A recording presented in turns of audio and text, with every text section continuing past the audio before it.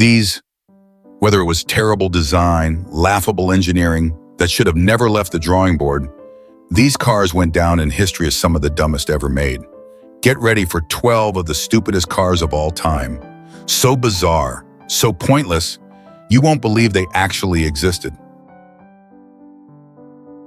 The 1974 Ford Mustang II Cobra II is often considered one of the most disappointing and misguided cars to ever wear the Mustang badge. While it carried the legendary Mustang name and tried to look aggressive with racing stripes, hood scoops, and flared fenders, it had none of the performance or excitement that made its predecessors so popular. Instead of being a true muscle car, it was built on the Ford Pinto platform, an economy car chassis that was never designed for speed or handling. This made the Mustang II feel more like a budget-friendly commuter car disguised as a performance machine, and it quickly became one of the most mocked Mustangs in history. One of the biggest problems with the Mustang II Cobra II was its engine. While the name Cobra might have suggested a high-powered beast, the reality was far less impressive. Under the hood sat a 5.0-liter, 302 cubic inch V8 that produced a measly 140 horsepower. By comparison, the original 1965 Mustang's base V8 had more power, and the high-performance models from the late 1960s had nearly twice as much. The combination of weak horsepower and added weight meant that the Cobra II was painfully slow, with a 0-60 mph time of around 9 seconds. This wasn't just bad for a Mustang, it was bad for any car that wanted to be taken seriously as a performance machine. Even some economy sedans from the era could keep up with it, making the Cobra II feel like a joke among car enthusiasts. The problems didn't stop at performance. The Mustang II's design was another major letdown. It was significantly smaller than previous Mustangs, with an overall shape that looked more like a compact coupe than a muscle car. The Pinto underpinnings gave it a cheap, uninspired feel, with a stiff ride, vague steering, and a chassis that was never meant to handle high-performance driving. While Ford tried to dress it up with sporty visuals like racing stripes, spoilers, and side scoops, it was all just an illusion. The Cobra II had all the attitude of a classic Mustang, but none of the ability to back it up. One of the most frustrating aspects of the Mustang II Cobra II was its attempt to capitalize on the Cobra name. In the 1960s, the Shelby Cobra Mustangs were legendary performance machines, packing high-powered V8s, aggressive styling, and serious racing credibility. By contrast, the Mustang II Cobra II was nothing more than a cosmetic package on an underwhelming car. Enthusiasts who expected a worthy successor to the Shelby Mustangs were instead given a slow, underpowered coupe that had more in common with an economy car than a true muscle car. The Cobra II name became a cruel joke, a badge that promised performance but delivered disappointment. Despite its many flaws, the Mustang II sold surprisingly well. In the wake of the 1973 oil crisis, fuel prices were rising and consumers were looking for smaller, more efficient cars. The original Mustang had grown in size and weight over the years, and Ford saw an opportunity to downsize it for the new era. The Mustang II fit the bill. It was compact, relatively fuel-efficient, and had just enough visual appeal to attract buyers who still wanted a sporty-looking car. But while it may have made sense from a business perspective, it was a disaster for the Mustang's legacy. True enthusiasts saw it for what it was, a cheap imitation of a muscle car, a car that wore a legendary name but failed to live up to it in every way. Driving the Mustang II Cobra II was a disappointing experience. The steering was numb, the handling was sloppy, and the underpowered V8 felt sluggish and unresponsive. The exhaust note, which should have been a deep, throaty growl, was instead a weak and uninspiring hum. Compared to the Mustangs of the 1960s, which had raw power and an exhilarating driving feel, the Cobra II felt lifeless.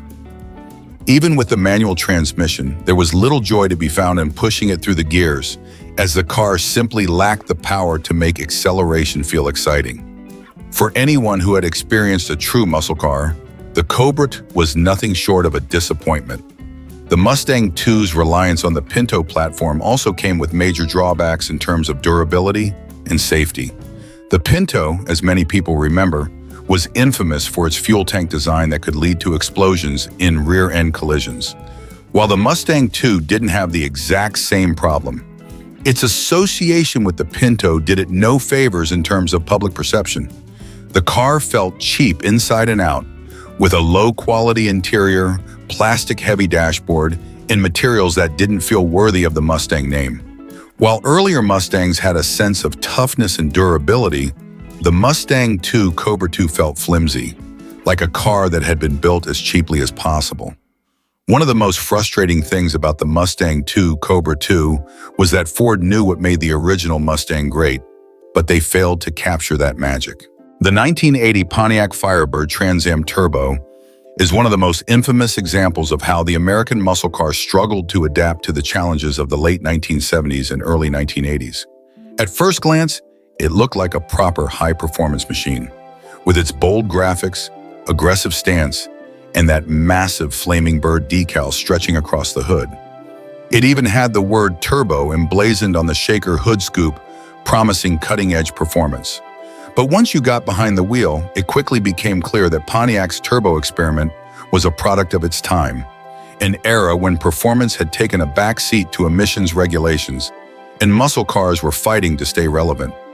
Pontiac's solution to this problem was to slap a turbocharger onto their 4.9-liter, 301 cubic inch V8, hoping to extract more power without running afoul of strict government emissions mandates. On paper, it sounded promising. Turbocharging had proven itself in motorsports and European performance cars, so why not bring it to American muscle? Unfortunately, instead of creating a high-performance monster, Pontiac ended up with an underwhelming, unreliable mess. The 301 Turbo was rated at just 210 horsepower, only 10 more than the naturally aspirated version. And while that might have seemed decent in the smog-choked world of the early 80s, it was a far cry from the legendary Pontiac engines of the past. For comparison, the 1973 Super Duty 455 Trans Am had made 310 horsepower, and even that was considered a step down from the peak muscle car era. To make matters worse, the turbo setup was plagued with reliability issues. Turbo technology was still in its infancy for American cars, and Pontiac's execution left a lot to be desired. The engine's internals weren't particularly well suited to forced induction, and the oiling system struggled to keep up with the added heat generated by the turbocharger. Overheating became a common problem, and many owners reported issues with premature engine wear. The turbo lag was also significant. Power delivery was sluggish at low RPMs, and by the time the boost finally kicked in, the excitement was short-lived. It wasn't just underwhelming, it was frustrating. Beyond the engine problems, the Trans Am Turbo also suffered from the weight issues that plagued most American cars of the era. At nearly 3,700 pounds, it was heavy, and the extra weight dulled whatever performance advantage the turbocharger might have provided. It didn't help that the turbo models came exclusively with a 3-speed automatic transmission, which sapped even more power. While the car could still turn heads with its styling, it didn't deliver the performance to match its aggressive looks. One of the most ironic aspects of the Trans Am Turbo was its marketing. Pontiac leaned heavily into the car's supposed high-tech performance, with ads touting its turbocharged engine and NASCAR-inspired engineering. But in reality, the Trans Am Turbo wasn't much faster than the standard non-turbo models, and it was even less reliable. It became clear that Pontiac had prioritized image over actual performance, hoping that buyers would be drawn in by the flashy styling and futuristic-sounding turbo badging rather than real-world results. Despite all its flaws, the Trans Am Turbo still has a place in automotive history. It was one of the last attempts to keep the traditional muscle car alive during the malaise era, and it represented a bold, if ultimately misguided, experiment in adapting to changing times. Today it has become a collectible oddity, a car that looks far more impressive than it actually is, but remains an interesting snapshot of a period when American automakers were desperately trying to figure out the future of performance. Some enthusiasts have even taken it upon themselves to modify the 301 Turbo, upgrading the weak internals and improving the turbo system to create the car that Pontiac should have built in the first place.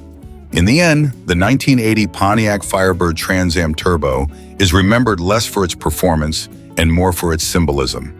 It was a car that tried to bridge the gap between old-school muscle and modern technology, but ended up being a reminder of how far the industry still had to go.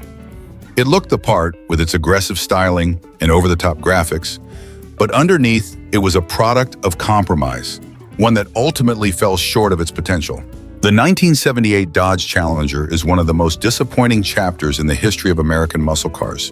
A nameplate that once stood for raw power and aggressive styling, but had, by this point, been reduced to an uninspiring, badge-engineered compromise. To fully understand why this version of the Challenger was such a letdown, you have to look at the larger picture of what was happening in the automotive world at the time. In the late 1960s and early 1970s, the original Dodge Challenger was introduced as a direct competitor to the Ford Mustang and Chevrolet Camaro. It was big, bold, and available with some of the most fearful V8 engines of the time, including the legendary 426 Hemi. It had the muscle car look: long hood, short rear deck, wide stance, and an unmistakable road presence. It was the kind of car that you bought if you wanted to go fast and turn heads while doing it. But by the mid-1970s, everything had changed. Rising insurance rates, stricter emissions regulations, and the oil crisis had all but killed the muscle car era. Dodge, like many American manufacturers, was struggling to figure out what to do next. The original Challenger, despite its popularity, had been discontinued after 1974 because the demand for big gas-guzzling performance cars had dried up. Instead of developing a true successor that carried the spirit of the original, Dodge took the easy way out. They struck a deal with Mitsubishi to import one of their small, uninspiring coupes and slap the Challenger name on it. And so, in 1978, the Dodge Challenger returned, not as an American muscle car, but as a rebadged Mitsubishi Galant Lambda. Gone was the powerful V8. Gone was the aggressive styling. Gone was the attitude. What Dodge was now offering under the Challenger name was, in reality, a compact, Japanese-built car that had absolutely no connection to its predecessor. It was available with a 1.6L four-cylinder engine as the base option, and the top-of-the-line model got a 2.6L inline-four, making a pitiful 105 horsepower. That's right, the most powerful version of the 1978 Challenger made about the same amount of horsepower as a modern economy hatchback. It was an insult to the name. And if the lack of performance wasn't enough, the styling was equally uninspiring. While the original Challenger had a wide, muscular stance, the new version looked like any other forgettable Japanese coupe of the era. It had soft, rounded lines, small wheels, and a lack of anything resembling aggression. The front end had an unremarkable grille and square headlights, while the rear was completely generic. There was no visual drama, no sense of occasion. It was just another car on the road. To make matters worse, Dodge tried to pass this car off as a performance model by offering sporty trim packages with stripes and spoilers. But no amount of decals and badging could hide the fact that this was not a muscle car in any way, shape, or form. It was built for fuel economy and affordability, not for speed and excitement. Driving the 1978 Challenger was just as disappointing as looking at it. The small four-cylinder engines lacked any kind of punch, making the car sluggish and uninspiring to drive. The suspension was soft, which meant it was comfortable but had none of the sharp handling characteristics that enthusiasts wanted. And while rear-wheel drive gave it at least some resemblance to the American coupes of the past, the overall driving experience was nowhere near as engaging as what muscle car fans had come to expect from the Challenger name. The worst part of all of this is that Dodge knew exactly what they were doing. They weren't trying to build a true performance car. They were just trying to sell something with the Challenger badge on it to keep the name alive. They assumed that people would buy it simply because of the badge, even if the car itself had nothing to do with its predecessor. And to some extent, they were right. It sold reasonably well, at least compared to the declining muscle car market of the time. But history has not been kind to the 1978-1983 Dodge Challenger. Today, it is remembered as one of the most disappointing cars to ever wear a legendary badge. It has no collector value, no real fan base, and no significant place in muscle car history. It was a placeholder, a forgettable, underpowered coupe that carried the name of a legend, but none of its spirit. In many ways, this Challenger symbolized everything that had gone wrong with the American car industry in the late 1970s. Instead of innovation and performance, manufacturers were focused on cost-cutting in compliance with government regulations. Instead of designing bold, exciting cars, they were slapping their badges on foreign-built models and hoping consumers wouldn't notice the difference. The 1976 Chevrolet Camaro Rally Sport was a car that looked the part but failed miserably when it came to performance.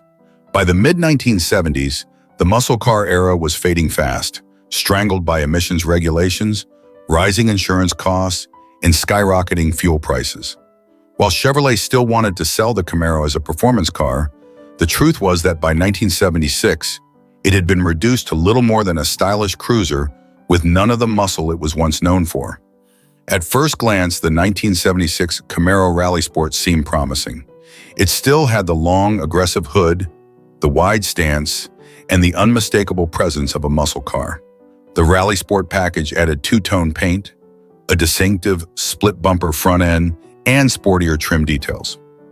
To an untrained eye, it looked like a serious performance machine. But underneath that aggressive exterior was an engine lineup that was anything but powerful. The base engine in the Camaro was a pathetic 250 cubic inch inline-six making just 105 horsepower, an embarrassing number for a car that was supposed to be a performance model. Even the available V8s were disappointing. The high-performance 305 cubic inch V8 managed a dismal 140 horsepower, while the optional 350 cubic inch V8 barely made a 165 HP. This was a far cry from the fire-breathing big blocks of just a few years earlier. The mighty Z28 trim, once a true muscle car legend, was discontinued altogether for 1976, leaving buyers with nothing but underwhelming powertrains. To put things in perspective, a 1969 Camaro SS 396 made anywhere from 325 to 375 horsepower, depending on the version. Even the standard small block V8s of the late 60s easily made over 200 horsepower. But by 1976, the Camaro had been neutered to the point where it could barely outrun the average family sedan. The once mighty pony car had been transformed into a sluggish, overweight imitation of its former self. And it wasn't just about straight-line speed. Handling and braking weren't much better. The suspension was soft, tuned more for comfort than performance, and the heavy steel body made it feel slow and unresponsive in the corners. The brakes, still relying on outdated drum setups in the rear, struggled to bring the car to a stop in any reasonable distance. It was the kind of car that looked fast, sitting still, but felt completely lifeless once you actually drove it. Chevrolet tried to make up for the lack of power with flashy graphics, sporty badges, and aggressive styling cues, but it was all an illusion. The Camaro had become a muscle car in appearance only. Underneath, it was a victim of the times, a car built for an era when government regulations and fuel economy concerns had taken priority over raw performance. Despite all of this, the Camaro still sold relatively well. People loved the way it looked, and for many, that was what's on. That was enough. But for those who remembered what the Camaro had once been, a true muscle car capable of serious performance, the 1976 model was nothing short of a disappointment. It marked one of the lowest points in the car's history, a time when Chevrolet was more concerned with keeping the Camaro on life support than actually making it a performance machine. Fortunately, the Camaro would eventually make a comeback. The Z28 returned in 1907, bringing back at least some level of performance, and by the late 1980s and early 90s, Chevrolet was once again making serious muscle cars. But the 1976 Camaro Rally Sport remains a cautionary tale, a car that promised excitement but delivered only frustration. It was proof that looks can be deceiving and that a muscle car without muscle is just an empty shell of what it was meant to be. The 1971 AMC Matador machine is one of those cars that tried to capture the spirit of the muscle car era, but missed the mark in just about every way possible. AMC, in their infinite wisdom, thought that slapping the machine name on this model would make it the next big thing. However, in reality, it was just a heavy, awkward sedan with a few muscle car decals and a less than impressive engine. At first glance, the Matador machine looked like it could be something special. The bold machine name suggested this was going to be a serious contender, with aggressive styling and a tough attitude. The machine trim gave the Matador some cosmetic upgrades, including bold decals, stripes, and sportier wheels. However, it didn't take long to realize that the Matador machine was not the performance powerhouse it was pretending to be. Under the hood, the AMC Matador machine was powered by a 360 cubic inch V8 engine, which was decent in its own right, but completely outclassed by the larger, more powerful engines found in other muscle cars of the era. The 360 V8 churned out around 290 horsepower, which, while respectable, was nowhere near the numbers from cars like the Dodge Charger RT, Pontiac GTO, or even the Ford Mustang. The Matador, with its heavy body and underwhelming engine, simply couldn't keep up with the true muscle car heavyweights. Driving the Matador machine was, unfortunately, an exercise in frustration. Despite the aggressive appearance, the car was far from agile. It was heavy, sluggish, and lacked the sharp handling that muscle cars were known for. The suspension was tuned more for comfort than performance, and the heavy steering and uninspiring engine response made the whole experience feel more like driving a family sedan than a performance vehicle. The interior, too, was a letdown. While it looked sporty with its high-back bucket seats and tachometer, it didn't feel special or engaging. The cockpit was dated, and it lacked the attention to detail that muscle cars from the big three automakers had. The Matador machine wasn't just a mediocre muscle car, it felt like AMC had simply tried to cash in on a trend without understanding what made muscle cars exciting in the first place. What makes the Matador machine especially forgettable is how little it left behind in terms of legacy or impact. While many other muscle cars from the 60s and 70s have become icons, the Matador machine has largely been overlooked.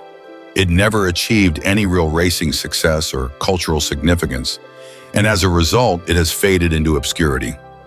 Even the name machine couldn't save it from being just another forgotten attempt at capitalizing on a fading trend.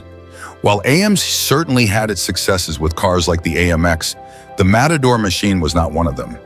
The name was more ambitious than the performance, and the car itself became a symbol of a time when automakers tried to ride the wave of muscle car excitement without truly understanding what made those cars so appealing.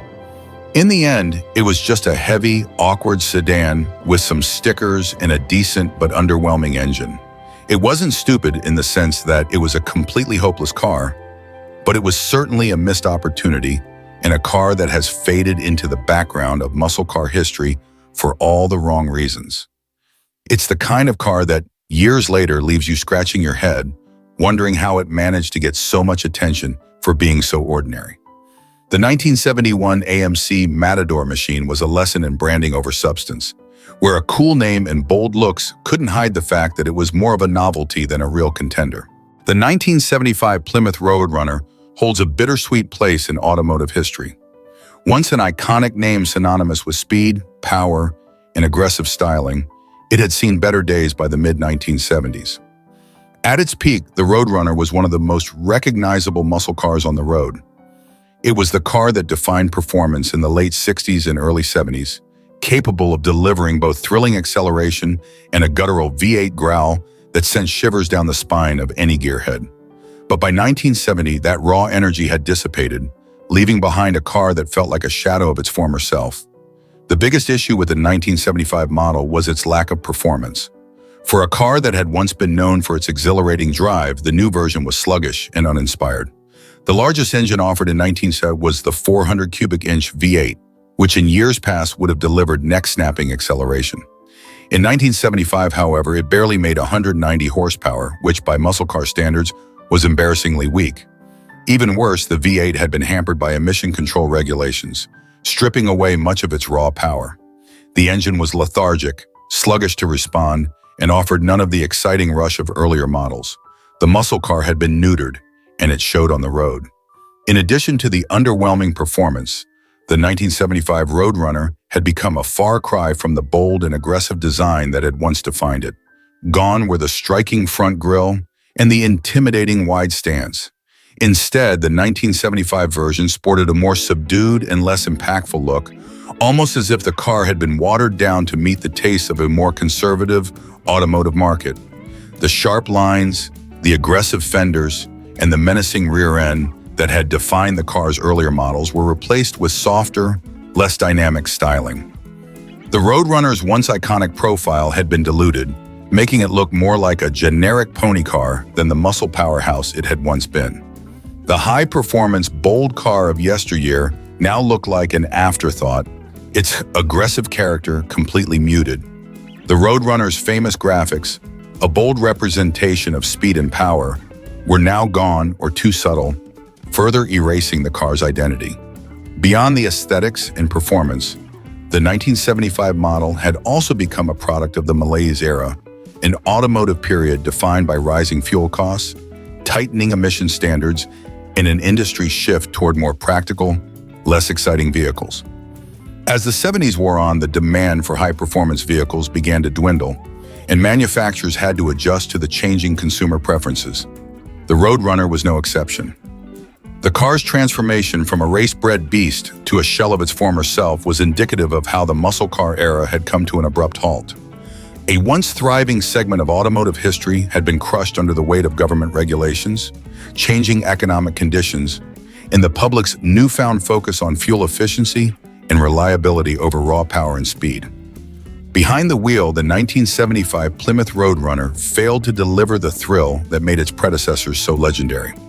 Driving it felt like a chore rather than an experience, with the sluggish acceleration and the lack of any real power leaving the driver yearning for more. Even the exhaust note, once a deep and throaty rumble, was now subdued, lacking the soul-stirring growl that had defined the car's previous iterations. The suspension was soft and uninspiring. The handling was nowhere near as responsive as it had been, and overall, the driving experience was a far cry from the dynamic performance of the earlier muscle cars that had been revered by enthusiasts. It's important to note that despite all of these issues, the 1975 Plymouth Roadrunner still found its way into the hands of a few enthusiasts who were perhaps nostalgic for its earlier, more powerful models. However, for most of the car-buying public, the 1975 version was a hard sell. The brand name carried weight, but it could no longer back up the promise of excitement and performance that had made it famous. The Roadrunner had become just another car in the increasingly bloated automotive market, offering little in the way of innovation or performance. The 1975 Plymouth Roadrunner is a textbook example of a car that didn't just fall short of expectations, it symbolized the end of an era. The muscle car era had come to a halt, and what was once a powerful, thrilling, and rebellious type of car had been completely redefined by regulations and changing tastes. The 1975 Roadrunner was a painful reminder of how far the muscle car had fallen. It was a shadow of its former self, reduced to a nameplate, a relic of a time when American cars were known for their power and street dominance. Unfortunately, this version of the Roadrunner, for all its historical importance, couldn't live up to the legacy of the cars that came before it. The 1982 Ford Mustang GT marks one of the lowest points in the long and storied history of the Mustang brand. As one of the most beloved muscle cars of all time, the Mustang had always represented the very essence of American performance and style. The 1982 model, however, was a shadow of its former self, an attempt to recapture the glory of the muscle car era that fell woefully short. Ford had promised big things with the return of the GT badge. The previous decade had been a rough one for performance cars. The gas crises of the 70s, the tightening of emissions regulations, and the rise of Japanese imports had forced many automakers to scale back the power and performance of their most iconic models. The Mustang was no exception. The car had fallen into a period of mediocrity, where it was no longer the raw, high-powered beast it had been in its prime. With the 1982 Mustang GT, Ford attempted to bring back the glory days by tapping into the nostalgia of muscle car enthusiasts. But instead of reclaiming the Mustang's former glory, the GT simply exposed how far the brand had fallen. One of the most glaring flaws of the 1982 Mustang GT was its performance, or lack thereof. Despite being equipped with a 5.0L V8 engine, once the hallmark of legendary muscle cars, the 1982 GT made just 157 horsepower. This was a far cry from the V8 engines of the 60s and 70s, which had pumped out well over 200 horsepower and delivered the kind of thrilling acceleration and top speed that made muscle cars famous. Even more painful for Ford Many of the economy cars that were beginning to flood the market had more power than the 1982 Mustang GT. It was a sad reality. A car that had once been synonymous with raw power now struggled to compete with less prestigious, mass-market models. When it came to acceleration, the 1982 Mustang GT was far from quick. The car's performance was sluggish at best. The V8's 157 horsepower simply couldn't deliver the kind of urgency that had been expected from the GT model. The Mustang was meant to be the car that brought the thrill of high-speed driving to the masses, but in 1982, it was a mere shadow of its former self. Other cars, such as the Chevrolet Camaro and Pontiac Firebird, offered more exciting performance options, leaving the Mustang to feel like it also ran in its own segment. The handling was equally underwhelming. The car felt soft and unresponsive on the road, unable to handle tight corners or provide the kind of precision that enthusiasts expected from a muscle car. Even the suspension seemed to be tuned for comfort rather than performance, something that was anathema to the Mustang brand. Styling, too, was a far cry from the aggressive, bold design language of the classic Mustangs. The muscular stance and sharp lines that had characterized the earlier Mustangs had been replaced by a more subdued, almost bland look. The aggressive front grille and wide stance that had made the previous generation of Mustangs so iconic had given way to a softer, more rounded design that lacked any real character. The bodywork looked too restrained, lacking the intimidating presence that made the Mustang a staple of American automotive culture. It seemed as if Ford had forgotten the very essence of what made the Mustang so appealing in the first place. The GT badge was almost laughable on a car that had so little muscle behind it. Ford had hyped the 1982 Mustang GT as a return to form, a revival of the performance and style that had made the Mustang a legend. But what they delivered was a compromised, lackluster attempt that did little to excite fans or revive the car's reputation. There were a few positive points. The interior was relatively comfortable, and the car did manage to maintain some of the Mustang's youthful charm. But in the end, the 1982 Mustang GT was nothing more than a dismal failure in the eyes of many car enthusiasts. The marketing campaign had promised much, but the reality of the car was a letdown. Ford had taken a revered nameplate, once known for its raw power and athleticism, and watered it down into a car that could barely compete with other vehicles in its segment. The 1982 Mustang GT marked a turning point for the Mustang brand, as it was clear that the glory days of the 60s and 70s were over, and a new era of performance had arrived, one where muscle was being replaced by compromise. The Mustang brand would eventually rise again, especially after the Fox-body Mustang of the mid-1980s brought performance back to the table. But the 1982 Mustang GT is a dark chapter in the Mustang's history, an example of a car trying to live up to an image it could no longer maintain. It is a testament to how the muscle car era had become a distant memory, and how American manufacturers had struggled to adapt to an increasingly globalized and regulated automotive world.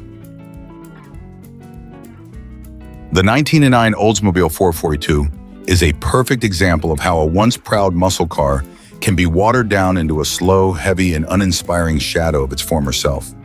The 442 name had once been associated with raw power, aggressive performance, and the thrill of the open road. But by 1979, it had become little more than a marketing tool, trying to evoke memories of its golden era while offering very little in terms of actual muscle car performance. In its heyday, the Oldsmobile 442 had earned its reputation as a legitimate muscle car, thanks to powerful V8 engines, aggressive styling, and a performance-oriented attitude. But by the late 1970s, the muscle car era had come to an end, and the 442 had become a victim of both the changing automotive landscape and the tightening of emissions regulations. In 1979, the 442 was no longer the powerhouse it had once been, but rather a slow, bloated personal luxury coupe aimed at a market more interested in comfort and style than performance. Under the hood, the 1979 442 was equipped with a 350 cubic inch V8 engine that produced a meager 160 horsepower, hardly impressive by muscle car standards. While it was still capable of providing a decent driving experience for those looking for a bit of old-school American power, it was nowhere near the high-performance machines of the late 60s and early 70s. In fact, the 442 of this era was embarrassingly underpowered when compared to its predecessors, and it lacked the raw acceleration and muscle that had made the original model such a legend. The car's heavy weight didn't help matters either. The 442 was now more of a personal luxury coupe than a muscle car, with a focus on comfort, refinement, and a cushier ride. While this may have appealed to some buyers, it meant that the car lacked the agility and performance of the original 442. Gone were the days of muscle car handling, replaced by a sluggish, heavy ride that struggled to live up to the name it carried. What made the 1979 442 even more frustrating was the fact that it still carried all the visual cues and badges of its muscle car ancestors. The 442 emblem, the hood scoops, the sportier suspension, everything about the car screamed performance, but the driving experience simply didn't back it up. It was as though Oldsmobile was trying to hang on to the glory days by slapping some muscle car badges on a car that could barely accelerate to highway speeds without a significant delay. This contrast between the car's appearance and its actual performance made it one of the more frustrating vehicles of the late 70s. Another major issue with the 1979 442 was its lack of any real personality. While the car still looked good in terms of classic American styling, sleek lines, wide stance, and bold front grille, it didn't have the driving excitement to back up its bold design. The 442 had once been a car that could deliver thrills, but by 1970, it had become just another luxury coupe that happened to wear a performance nameplate. Despite all of its flaws, the 1979 Oldsmobile 442 did have its fans, but they were likely either nostalgic for the old days or just looking for a comfortable cruiser with a slightly sporty edge. For anyone expecting a true muscle car experience, the 442 of this era would have been a massive letdown. It was more about the name and the looks than it was about actual performance. Ultimately, the 1979 442 symbolized the death of the muscle car era. While other cars, like the Pontiac Trans Am and Chevrolet Camaro, continued to offer performance options, the 442 had become a victim of the changing automotive landscape. The 442 of 1979 wasn't so much a muscle car as it was a mad imitation of what it once had been. It still looked the part, but under the hood, it was a far cry from the beast it had once been. In many ways, it was a warning sign of how the American muscle car, once an icon of power and freedom, had been tamed and neutered by regulations and changing consumer tastes. The 1979 Oldsmobile 442 remains a reminder of what happens when a legendary nameplate is stretched beyond its limits, and the glory of its past is no longer enough to cover up its shortcomings. The 1980 Chevrolet Monte Carlo Turbo is a quintessential example of automotive marketing gone awry. The Monte Carlo had already earned a reputation for its sleek, full-size coupe design, which emphasized comfort, style, and a relatively smooth ride. It was a car that appealed to those looking for a balance of performance and luxury, but it was never intended to be a high-performance machine. However, as the 1970s ended and the 1980s rolled in, GM, like many other automakers at the time, attempted to reignite the spirit of the muscle car era. They believed turbocharging could provide a solution to the performance gap caused by stricter emissions regulations and rising fuel prices. And so, they introduced the 1980 Monte Carlo Turbo, thinking that slapping a turbocharger on the V6 would somehow transform the car into a performance powerhouse.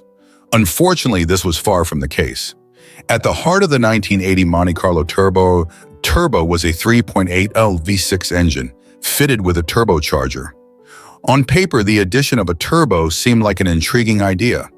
Turbocharging had the potential to boost power output without the need for a larger, thirstier engine. But the reality was less glamorous. The turbocharged V6 only produced 170 horsepower, a number that would have been considered pedestrian in the muscle car era, especially for a car billed as a performance model. For context, cars like the Chevy Camaro Z28 and Pontiac Firebird Trans Am, though also products of the 70s and early 80s malaise era, offered far more power from their naturally aspirated V8 engines, leaving the Monte Carlo Turbo looking underwhelming by comparison. What made the situation worse was the issue of turbo lag, a problem that plagued many turbocharged engines of that era. Turbo lag occurs when there is a delay between pressing the accelerator and the turbocharger kicking in to deliver a boost in power. In the case of the Monte Carlo Turbo, this delay made the driving experience feel sluggish and unresponsive.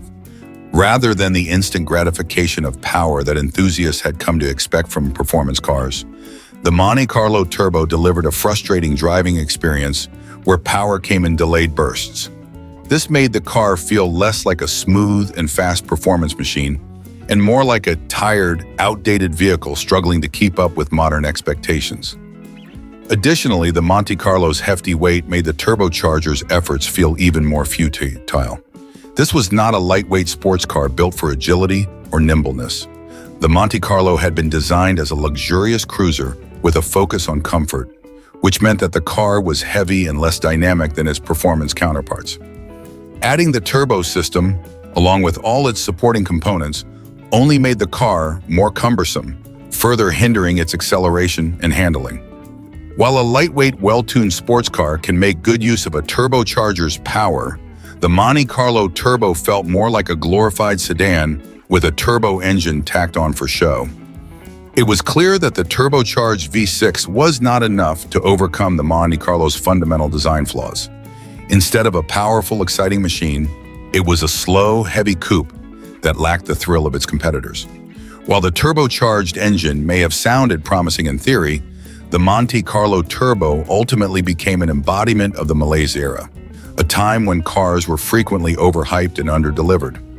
Moreover, the car's handling and performance were not even up to the standard of other luxury coupes from the era.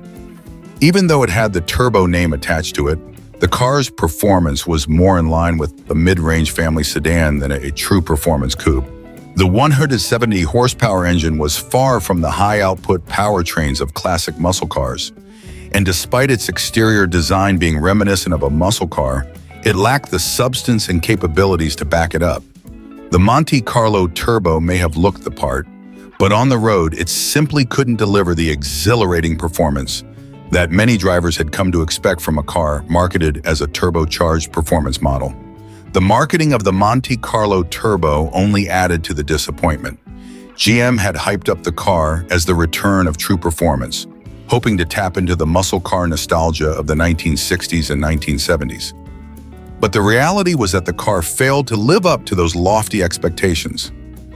The Monte Carlo Turbo's marketing campaign emphasized speed and power, but once drivers got behind the wheel, they quickly realized that the car was anything but a performance machine.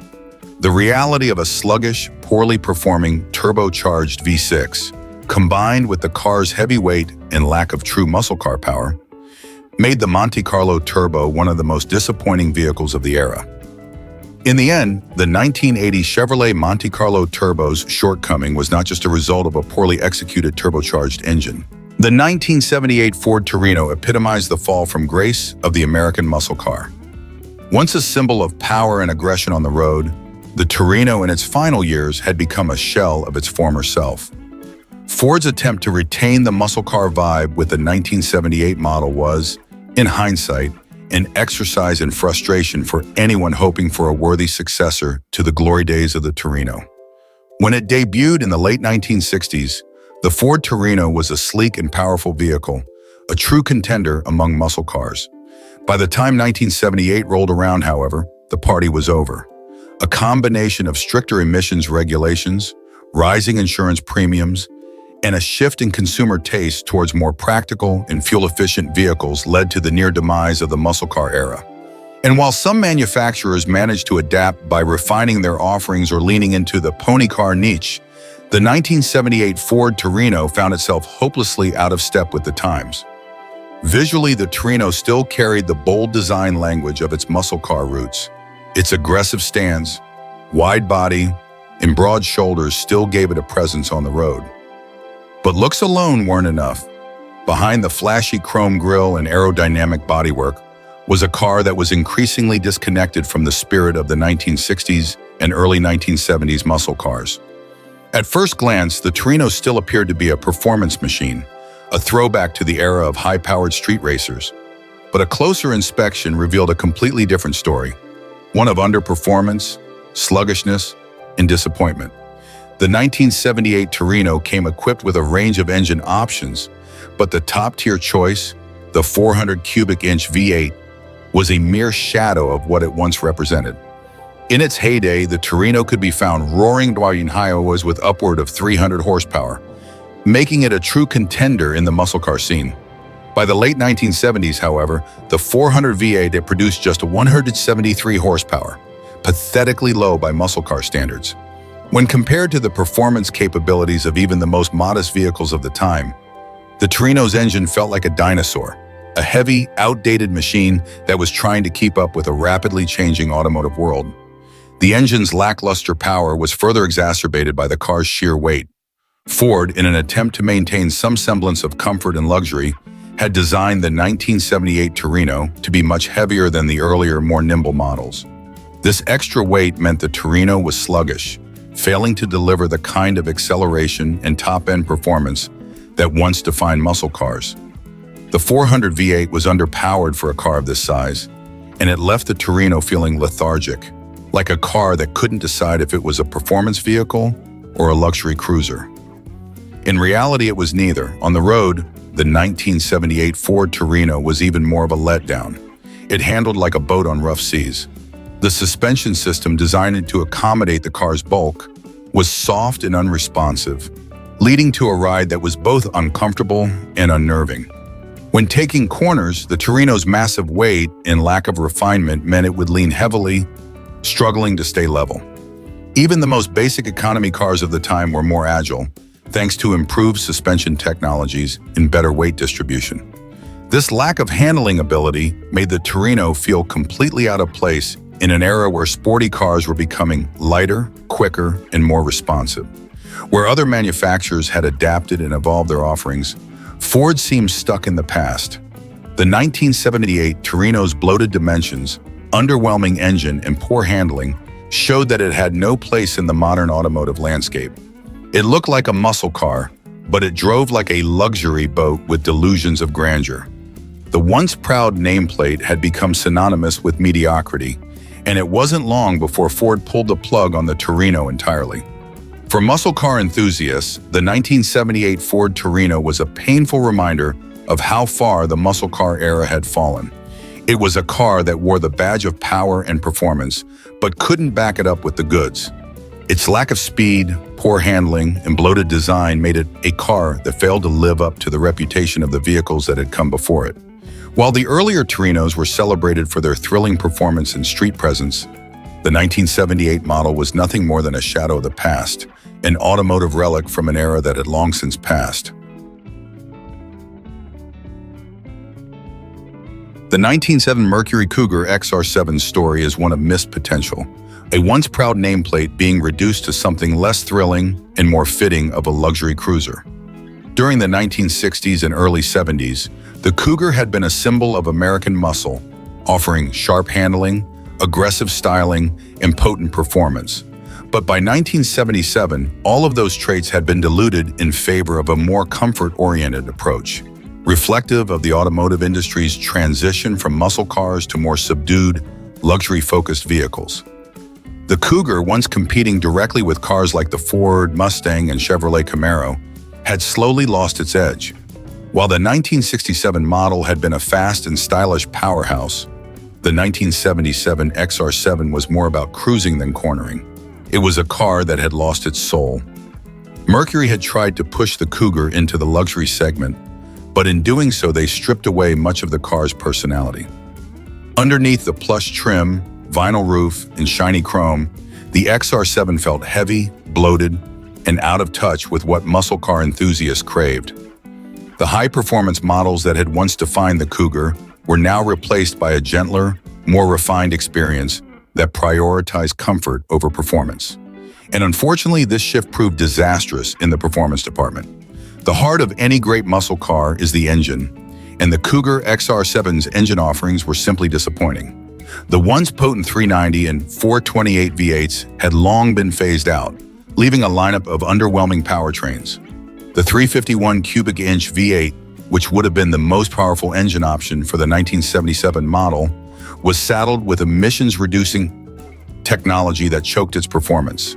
As a result, the engine barely mustered 150 horsepower, a pale shadow of the power it had once boasted. The acceleration that had once sent the Cougar roaring down the street now felt slow and sluggish. The V8 that had been a cornerstone of the Cougar's performance pedigree simply couldn't deliver the thrills it once had. The performance decline wasn't limited to the engine. The car's suspension, which had once been tuned for sharp handling and responsiveness, had become tough and unrefined. The Cougar XR7's suspension was designed for comfort, but this translated to a car that handled like a barge rather than the nimble, agile vehicle it was once known to be. It lacked the precision and confidence-inspiring feel that muscle car enthusiasts had come to expect. Instead of feeling connected to the road, drivers found themselves floating along with little feedback or responsiveness. The Cougar's handling had become as uninspired as its engine, and it was clear that the car was now more about style and comfort than driving excitement. Stylistically, the 1977 Cougar XR7 was still a good-looking car, with a sleek, long hood, a prominent grille, and a smooth body shape that spoke to the luxury image Mercury wanted to project. But despite its attractive exterior, the car no longer had the bold lines and aggressive stance that had made earlier Cougars so exciting. The once inviting fastback roofline now looked more dated and soft, and the chrome details, while still flashy, seemed out of place on a car that no longer had the performance to match. It had become a car that looked like it belonged in a different era, one that was more concerned with status than performance. The interior too reflected the Cougar's transformation into a more comfort-focused vehicle. Gone were the sporty, driver-oriented features, replaced by plush seats, wood trim, and soft carpeting.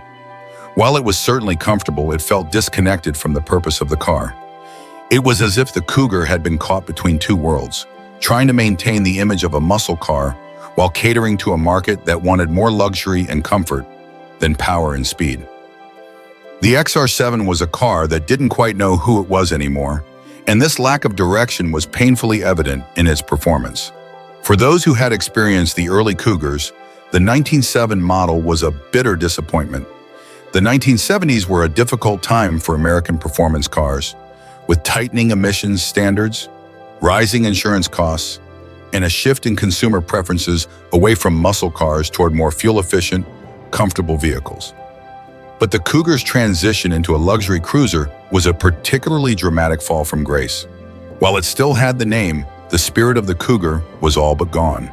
The 1977 Mercury Cougar XR7 serves as a poignant reminder of the changing times in the automotive world. It was a car caught in the midst of the muscle car's decline, and although it still wore the badge of a performance vehicle, it no longer delivered the excitement that had once made it a true contender. What was once a proud and powerful nameplate had become a shadow of its former self, more interested in cruising than in conquering the road. Though the Cougar XR7 had its moments of style, the 1981 Chrysler Cordoba LS was a car caught between two worlds, struggling to reconcile its muscle car aspirations with its reality as a personal luxury vehicle. It tried to sell itself as a stylish and powerful ride, but in practice, it was anything but. Chrysler's attempt to create a luxury muscle car was a classic example of a vehicle trying to live up to an image it could never truly deliver on. Let's start with the engine because that's where the Cordoba's attempt at muscle car status falls apart. Under the hood, you'd find the lean-burn 318 V8 engine, a unit that barely scraped together 120 horsepower. For a car that was aiming for any level of performance, that was laughable. The 318 V8 had been around for years, but in the Cordoba LS, it was a shadow of its former self, choked by emissions regulations and the era's obsession with fuel economy. Chrysler had hoped to attract buyers looking for a blend of luxury and muscle, but all they got was a slow, underwhelming ride that could barely pull itself down the road. The muscle car image was completely undermined by the Cordoba's lack of performance. Instead of the throaty roar of a V8 accelerating down a straightaway, you got a wheezy, sluggish car that never felt like it was in a hurry. Even when it was at full throttle, the car struggled to gain any real speed, and it became clear that this was never a muscle car in the traditional sense. It was a car trying to mimic the excitement of the past while offering none of the thrills. Instead of focusing on performance, Chrysler doubled down on luxury features. specifically velour seats and opera windows, which were staples of luxury cars at the time.